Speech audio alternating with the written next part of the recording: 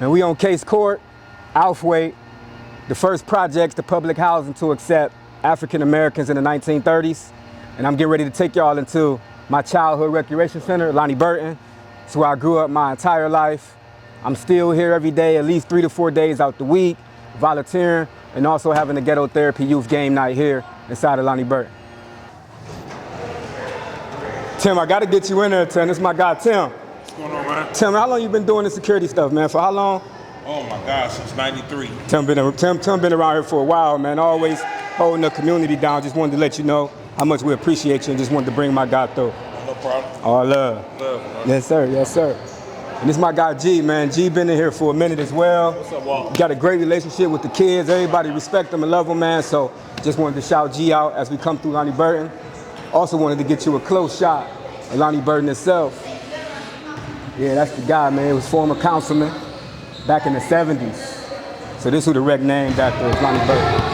Yes, sir.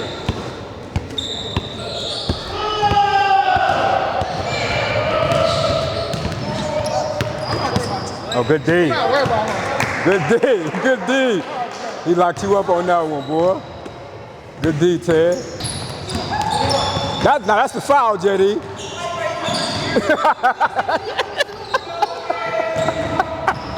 See, I did this. No, I'm saying on your end, you did. I ain't tripping. Man, that's a tech now. That's a tech, boy. He helping us with a lot. Like when we need it, he was like, I hood him up like, I need a ride to my game somewhere. He'll take like my friends, people who need a ride too. He'd be like, he'd be thinking like it's just one of me, but the whole time it'd be a lot of us and stuff. Well, his impact has been nothing but positive since the day I got here. Walt and I go back a few years. I actually coached him when he was a young man, 13, 14 years old, and I worked in the center before. But since I've been back here as center manager over the last 2.5+ years, he has been a godsend for these kids, for myself, for my staff. He's helped us with every major, minor, whatever situation we had come up, he supported us with him showing up, being there, being available, and he's also contributed financially to almost every major production we've put on here. You know, we've had a couple years of our outdoor basketball tournament, our Big City Boo, our haunted house, all those things, just feeding the kids, whether it be hot dogs, hamburgers, ice cream social, whatever we've done over the past 2.5 years of me being center manager here at Lonnie Burton. He's been instrumental in that, him, his mother, and his volunteerism, and the fact that he's come up here and brought his ghetto therapy program to us. I can't say enough good things about the young man. Without him, a lot of the things that I wanted to accomplish over the last 2.5 years would not have been done without his support.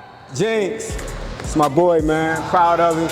I remember, man, when he was playing for East Tech a couple years ago, and I was at the Glenville game. It was a championship game, and there was like a few seconds left. I'm telling my bro Chad, free thinker Chad, like, man, he gonna get the ball, he gonna hit the shot. He ended up getting the ball, he hit the shot, game winner, beat Glenville, ran right to his father, man. That was probably the best moment I had with him. So when he got to work in here, I just gravitated to him, man, and he a great young guy, man. So just wanted to shout my boy Jinx out. Appreciate you. Yes, sir. Love, man.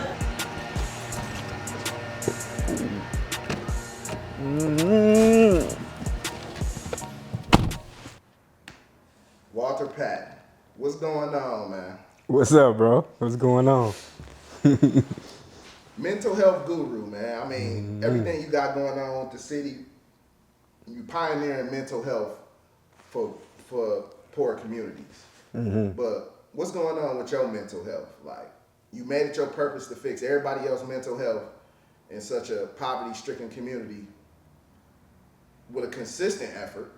Let me make that clear, a consistent effort, consistently making other people's mental health a priority. How's that affected your mental health? Well, yeah, ghetto therapy, you know what I'm saying, the free and open to the public group mental health therapy service. We're going into year 5 in 2026, right? So we utilizing all forms from EMDR, eye movement desensitization, Reiki, meditation, sound, art. We utilize so many different forms of therapy, man. So like you say, consistent, almost 5 years straight. So what that has done is it's always put me in a space, man, to, focus on myself. And what I mean by that is because I'm not an actual therapist, right? So I'm a resident who created a mental health therapy service because I seen the need for it. But it's like we dealing with different energies every week. You get about 40 to 50 people. Sometimes 100 people pull up in these sessions, bro. And I'm the person that created and won multiple awards and got accolades for it, for the idea. But a lot of the times, these residents reach out to me as if I'm the therapist itself. And they bring a lot of their personal problems to me, whether it's through DM. I gave a lot of them my personal number, you know what I'm saying, at the time. But now, that's kind of a thing that backfired. I always say all the time, like, I created ghetto therapy because I needed it the most.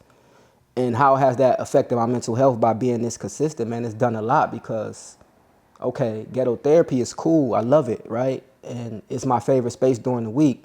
But it's everything that comes behind it or outside, the behind the scenes things like the admin, the financial audit reports, the panel discussions, the board meetings, man, the constant people kicking your back end because you being rewarded a certain amount of funding and they're not, and they looking at you like you a gatekeeper and you keeping away the resources, when in reality, I just been putting in the work for so long that it's God blessing me. The universe is putting me in position to win, but they don't see that. The people behind the scenes, they just see me winning money and winning awards, and they don't see that. So now I'm being looked at some points as a gatekeeper, but also having to speak for the ghetto when I'm in these rooms because there's not that much authentic representation in these spaces. So when I get in these spaces, I come from authentic space, and I got to report that back to my people, man. So yeah, it's fucked up a lot of my mental health. I ain't gonna even lie, bro. I can't sit up here and act like, oh, I'm just this amazing, humble mental health person. Like, nah, bro, it come with a lot, you know what I'm saying? And it's a sacrifice that we got to make in order to put mental health in the ghetto as the #1 priority, because everything start mental. It's the root cause. So yeah, just to answer that question, I know I went in deep, but yeah, my mental, this shit bothers me a lot from creating this space. It's like the sacrifice for everybody else to get their mental health straight. You like hood Jesus, essentially, for real, for real. You like it. I mean, I know I'm being funny, but at the end of the day, it's like you sacrificing the exact thing that you trying to save for everybody else. So it's like I'm sacrificing my mental health to save the mental health for everybody else. And I think people really need to hear that. You know what I'm saying? I think people do view you. I know you, and there's times I get up and I'm like, this nigga a superhero. You know what I'm saying? But then I've had the conversations with you and I know you're not. Yeah. You know what I'm saying? You put a fucking cape on. Yeah. Yeah, but you're a real person under there, under all the great shit you do. I mean, so in my opinion, I think I heard Wall Street say one day that you remind him of the great people that you see on the documentary. He was like, we learned this nigga's story. It's like we watching that in real time. You know what I'm saying?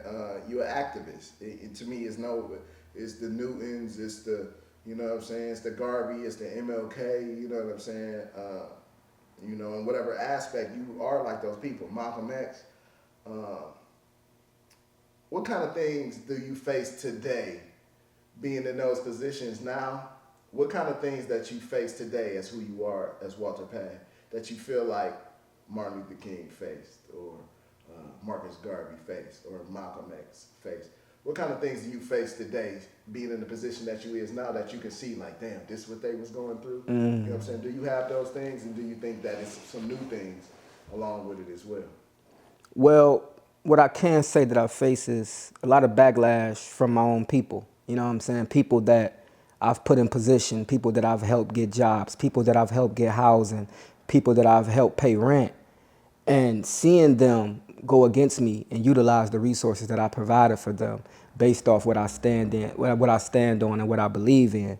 So I can say that it's like when you help so many people and you put so many people in position, man, a lot of the times it can backfire because they don't want your help. They want your spot. And this is what I've seen, and I know Malcolm X and Martin Luther King and Marcus Garvey and all these guys go through it. And I know this it becomes controversial because I got into a back and forth with one of my closest guys who I consider to be one of the intellects of the city.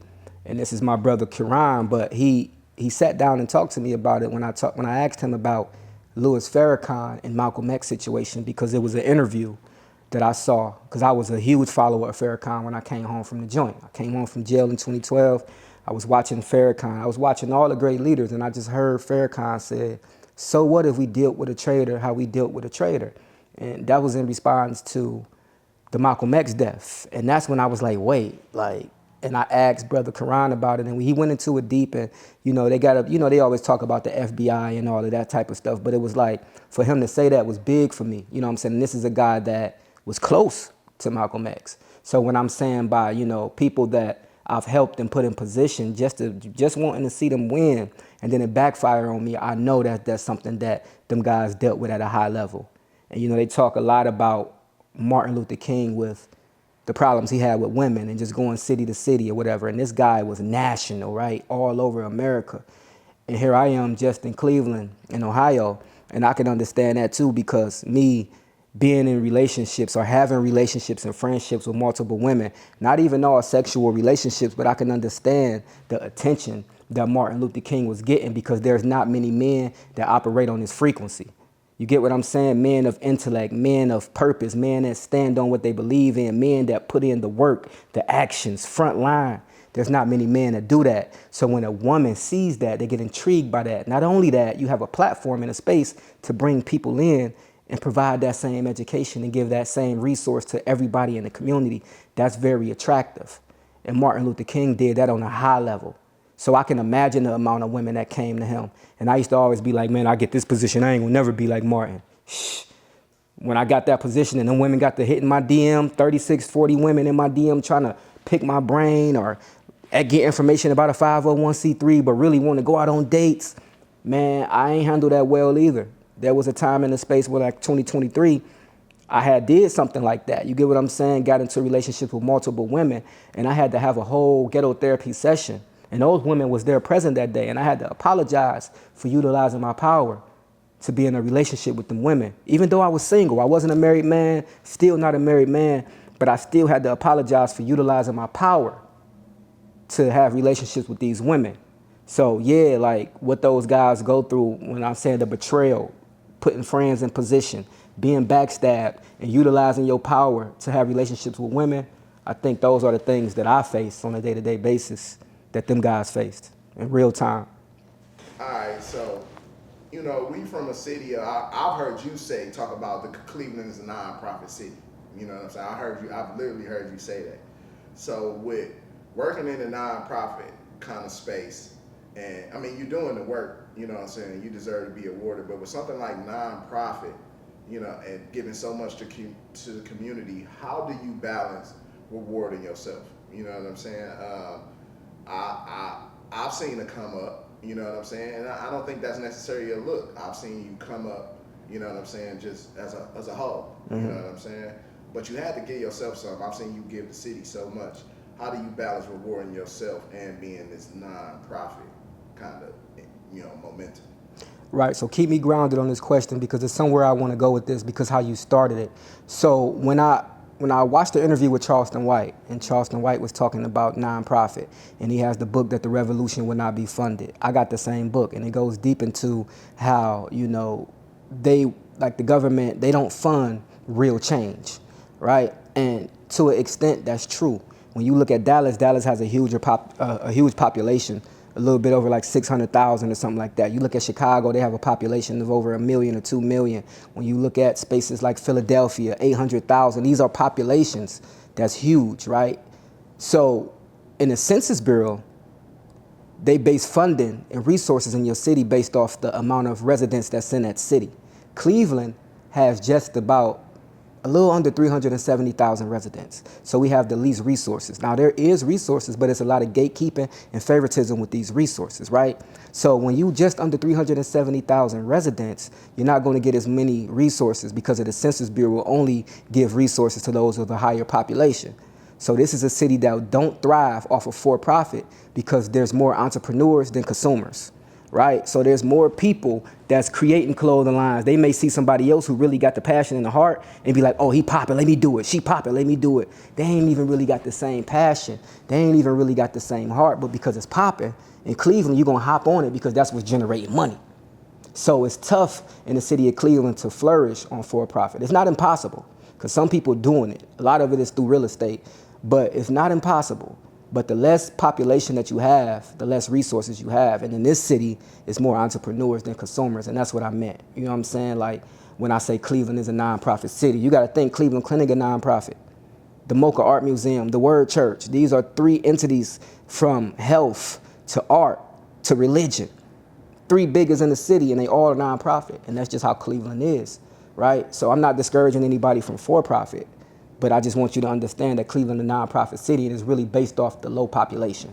That's what I be meaning when I say that. And how? Yeah, so I was gonna reel you in with how do you pay yourself? What goes along with that? And, you know, talk about, you know, how you create that balance of making sure you give yourself your due for putting in the time work. Facts. Okay, yeah. So when you're applying, so Ghetto Therapy has a little over 350,000 in the last 3 years. And you know, when you creating those grants or you writing those grants and you applying for that funding, you definitely put in money for yourself, right? So it's like a salary that you pay yourself. But a lot of the times they only want to fund you for programming and not salary, right? So you got a whole team of people that you got to pay. I got a team of digital marketing. I got a team of caterers. I got a team of therapists, you know, photography. You know how it go. And you have to pay these people. So a lot of the times you don't even have money for yourself, right? So me applying for multiple grants, not even thinking I was going to get it, I never really chased the grants. There's always people coming to me like, Walt, apply for this, apply for this, apply for this. And I just applied for so many. And this is some advice for somebody who may want to come a nonprofit. Apply for as many as you can, and they'll all come. And once they all come, hopefully it's over the budget that you set for your programming, and then you will be able to get yourself a raise. And that's what I did. I just applied for like 4 or 5 grants in 1 year. My programming probably came up to 80,000. I probably got 160. Now here I go with extra, you know what I'm saying, whatever to have for myself, because they allow you to give yourself a raise. So that's how I really did, just really kept applying, man, in 2024. That was my biggest year. 2025 haven't been as big, and nonprofit is a hot and cold thing. You know what I'm saying? You may be hot 1 year, and next year you may be cold, but don't stop because it's cold. You get what I'm saying? Continue to go. Continue to push your purpose, because it's always going to pick back up. But yeah, I always treated myself by just applying myself to multiple grants and just keep going, selling merchandise, because again, grants is just one way. It's not the end of all. So you making merchandise, you're doing fundraisings, you're doing all those different things to pay yourself. But long as it's purpose driven, the universe gonna constantly reward you for it.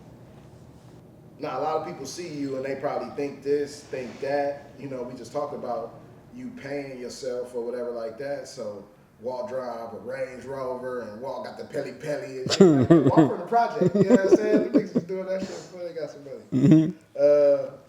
What's the biggest misconception that you would say about doing the work, right? Quote unquote work, because I hear you say that, doing the work, right? Doing the work. What's the biggest misconception from your perspective about doing the work? I think really what you hint at in the beginning, like with the Range Rover and shit like that, is like the biggest misconception is that it's volunteer work.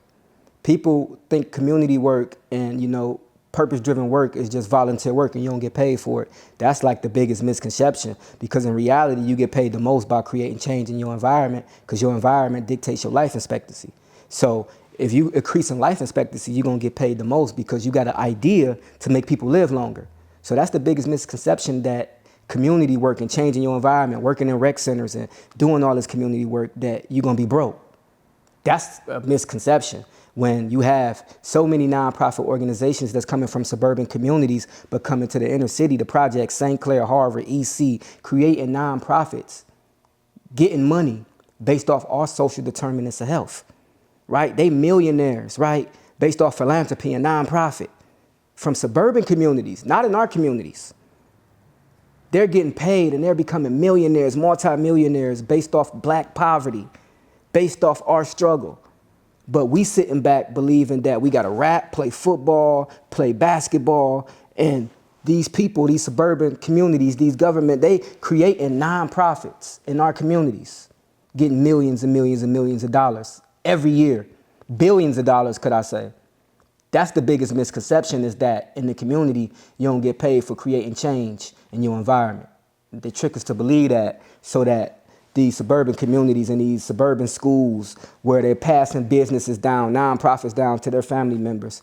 And we're just learning how to be social determinants of health. We just learning how to go to ROTC. And again, I always say, it's never a knock to people who go to the Army, Navy, or Air Force. But why we can't learn how to create environmental justice in our community and get millions and millions of dollars for creating change in our own hoods? So the biggest misconception is that you broke when you're doing work in community. It seems like this type of work is never ending, right? With mental health is something that, I remember I had a conversation with you one time. It's like, hey, this is not a fix, Walt. You know what I'm saying? He was like, yeah, it's not a fix. This is just, a positive way to cope, and grow from it. So with you understanding that there's never a fix to this, right? There's never a like, we won. You know what I'm saying? Do you see an end to the work you're doing? Like, do you see yourself, for lack of better words, you know what I'm saying, retiring or giving it up at some point? So naturally, I say about 40, I wanted to be done. I'm 38, you know what I'm saying? And not really done, but just existing in that space every Wednesday like I do. You got a lot of people that create these spaces and they don't exist there no more. They might be doing it from a flat screen somewhere from overseas on a vacation. But here I am every Wednesday, there, front row, kicking it, talking and being accessible. So yeah, I do see a time for me to back up out of that space and just give it a chill, just relax.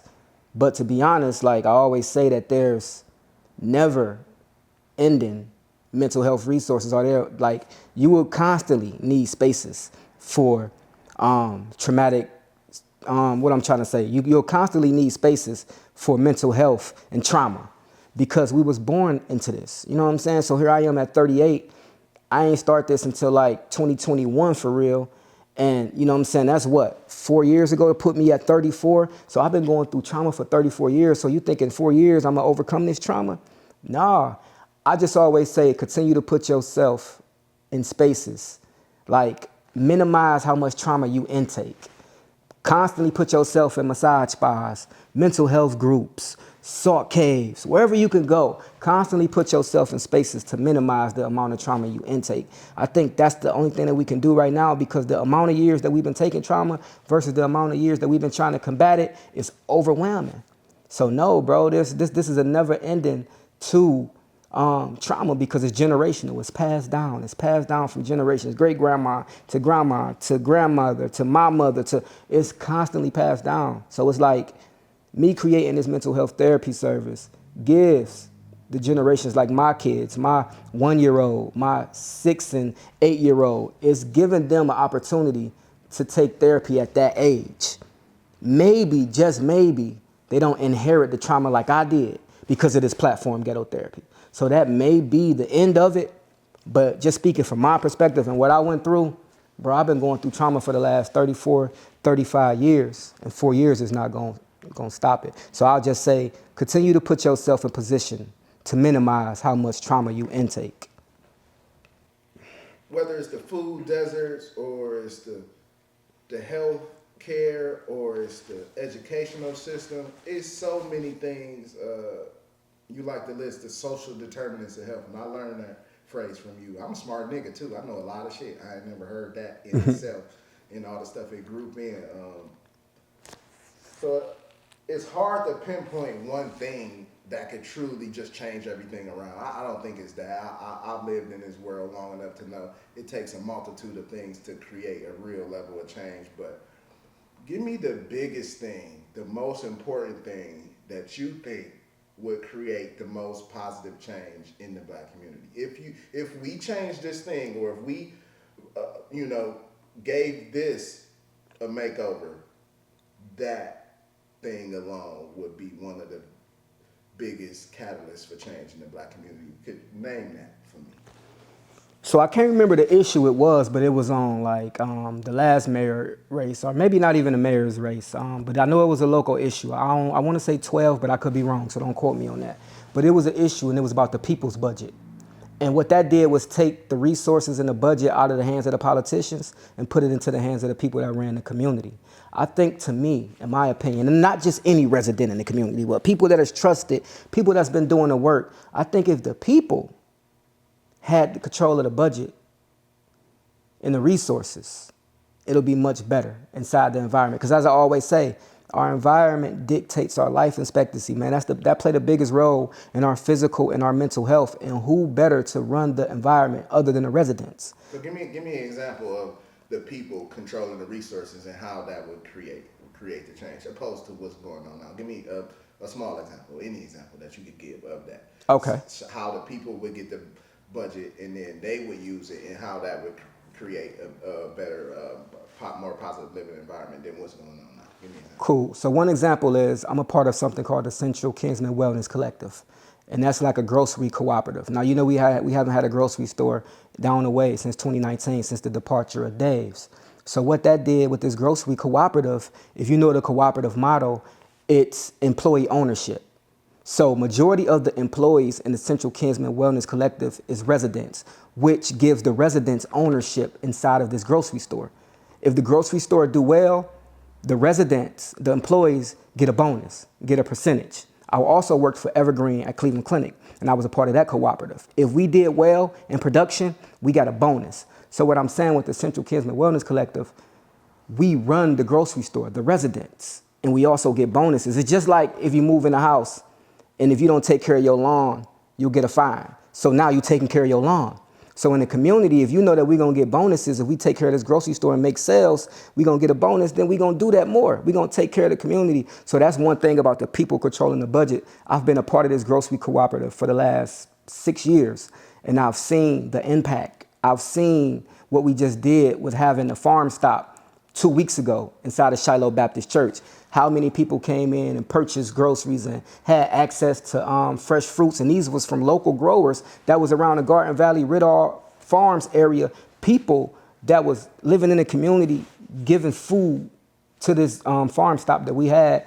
And they were able to create some type of profit off of that as well. So that's what I mean by the people controlling the budget. That's just one example that I have because I'm a part of that. And also running ghetto therapy, seeing what I'm able to do inside the ghetto, in particular, having over 4,000 residents in the last 4 years, bringing them to mental health therapy and giving them licensed professionals from my perspective, from the community, seeing the impact that it's had, seeing how many people started offsprings of ghetto therapy inside the ghetto. That's just what it is, like us controlling the budget, touching the people on the ground, door to door, grassroots. But the biggest example I have right now is that Central Kinsman Wellness Collective. So obviously mental health, you've attacked mental health. You know, you've been in a community where people have not wanted to talk about their mental health. You always speak to impoverished people not feeling comfortable with going into these spaces and practicing with these therapists who don't look like them, who don't resonate with them and stuff like that. That's a big thing for you. I also just mentioned that social determinants of health, right? That big old word, that big old fancy word or term.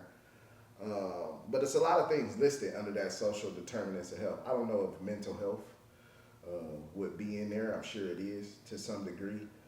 What social determinants of health have you attacked the most? Where have you say you've made the biggest dent in creating change?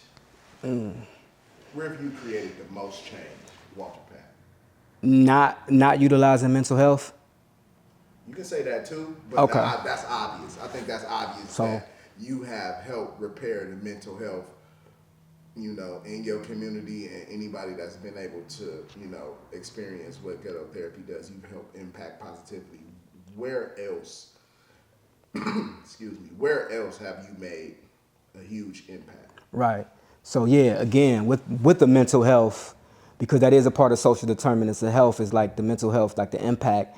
again, like, you know, the amount of residents that we've connected to licensed professionals and how many people have implemented that into their day-to-day routines outside of ghetto therapy. Because out of that 4,000, it's been over 1,100 now who utilize those coping mechanisms on a day-to-day basis. And this is from the QR scan code that we got at Cleveland Clinic. So that is one example. But also, being the events coordinator at Lead Safe Cleveland from 2020 to 2023 to the top of 2024, I've worked door-to-door, hands-on with lead poison. The effects of what lead poison does to the body, as it causes or has been known as a direct tie to ADHD, kidney failure, heart disease. I've gone door to door knocking, providing resources to get homes tested, providing resources for your RRP classes, lead technician, also lead 101 classes. I've been a part of that for 3.5, almost 4 years, and still partnering with that. Ghetto therapy is actually inside of Lead Safe Cleveland. So I've been a part of providing resources for lead poison,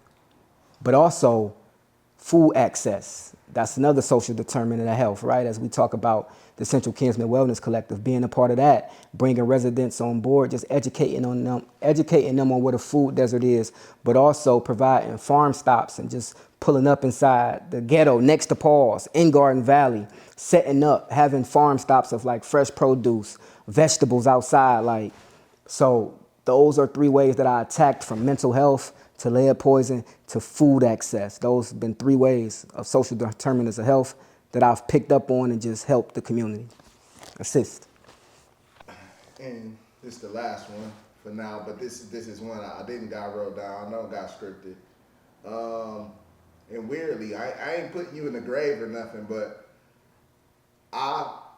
when I ride down the way, when I pass these areas that you impacted, you know, when I see you on the billboards or get the NAACP or see your face on the bus stop or see you quoted up somewhere or see the prestigious people in Cleveland kind of giving you your flowers or awarding you for all this stuff you've done, I weirdly jump to you not being here no more, right? Cleveland 40, 50 years from now, and how much shit got your name on it. Like, I'm just telling you how I think. Like, it's sometimes I've done so. I've literally rode past it like, that's gonna have our name on it. Yeah. You know what I'm saying? What legacy do you want to leave when you gone? How do you want to be remembered? Obviously, you know, all this shit that you got going on, it ain't going nowhere. Yeah. You know what I'm saying? My opinion, I went to school down the way. You know what I'm saying? You have impacted that community for lifetimes. That stuff will be there. But how do you want to be remembered? You know what I'm saying? Yeah. Like, I think that's important because people, once you go, people gonna have all type of stories, right? And I knew Walt sold crack. And Walt used to drink the Lemon out the trunk and shit. Oh my God, that's gonna come. Gonna have their version. How you ever seen somebody tell their version of you and you be like, hold on, that ain't the fucking version. You know what I'm saying? So, what do you want people to? How do you want to be remembered? You know what I'm saying? That's so far in the front of shit, but you know, that's just something I want your perspective on. Yeah. So the cliche answer is, you know, I want to be known as a father. You know what I'm saying? I have 4 kids, maybe more than that by the time I go. But, you know, just as a father that was present, you know what I'm saying, being around. But really, you know what I'm saying, outside of that, because my legacy is what's going to ultimately keep them going and support their lifestyles. And that's really what I want. I want my legacy to support my children when I'm gone, right? So I always want to be known as the nigga that brought therapy to the ghetto.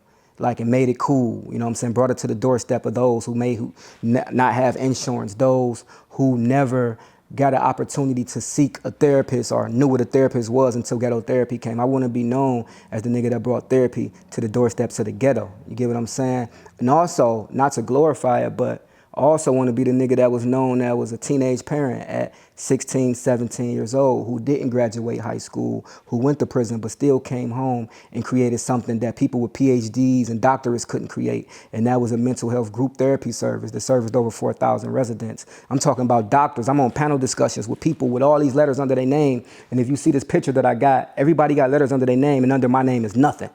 But it's like they on the stage asking me what's the approach to mental health in the Black community, because it seems that I have figured out. So here I am with no diploma, a teenage parent, and went to prison, but still created something that these people with the highest level of education couldn't create. And I want the young kids to understand I'm not advocating for not going to school. I'm not advocating for being a teenage parent. I'm not advocating for going to prison. What I am advocating for that is if you went through that shit, it's not over. And I want that to be my legacy and my story as the nigga that brought therapy to the ghetto and made it cool and helped everybody get over it and face their trauma face to face, but also as the poster child of a person who didn't give up just because I'm from the ghetto. Yeah.